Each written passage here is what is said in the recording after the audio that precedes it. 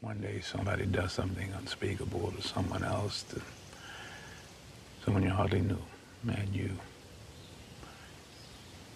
do something about it because you can. This story comes to us from Cleveland 19. A judge is expected to decide next Monday whether to appoint a special prosecutor for two Canton police officers accused of reckless homicide in the April 2024 death of Frank Tyson while in police custody. Remember that one? The Canton police officers, Bo Schoenegg and Camden Birch, face felony charges in the death of the 53-year-old Frank Tyson, a case that captured national headlines. Remember this one?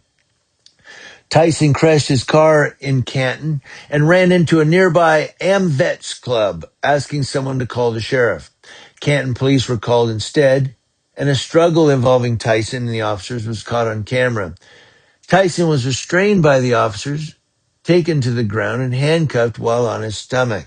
The 53-year-old Tyson was fleeing a traffic crash when he ran into a nearby AmVets club. The members there called the police. The body cam video shows Tyson's final moments as one of the officers has a knee on his back. Tyson's family said he told officers he couldn't breathe a total of 7 times. The coroner ruled the death a homicide with contributing causes including cocaine and alcohol.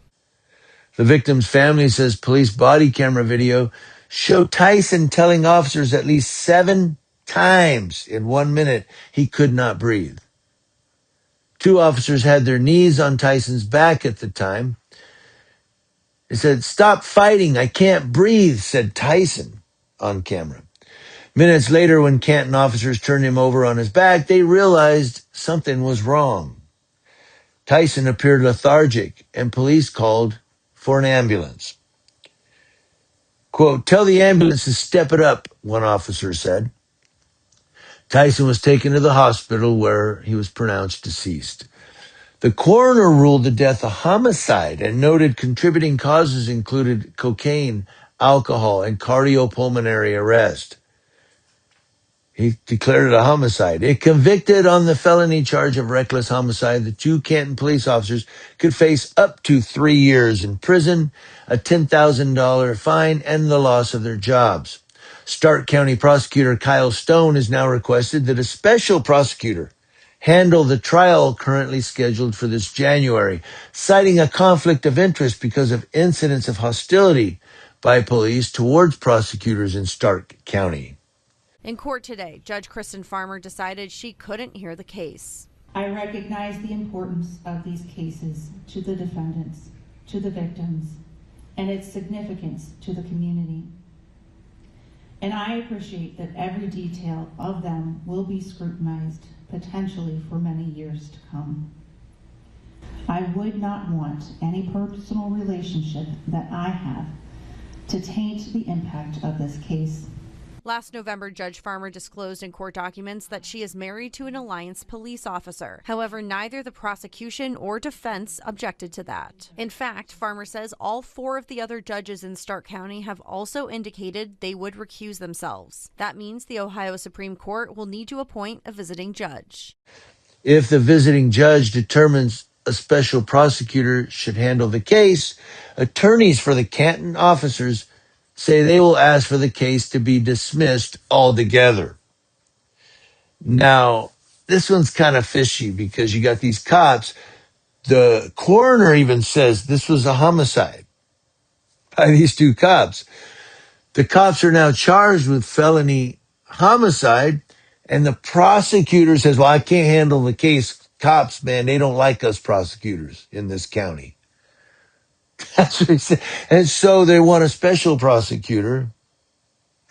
Another defense attorneys are asked for it to be dismissed. But what I'm getting at the fishy part is how this prosecutor wants out. Like he's like a conflict of interest. So they want a special prosecutor, maybe from another county, or I don't know.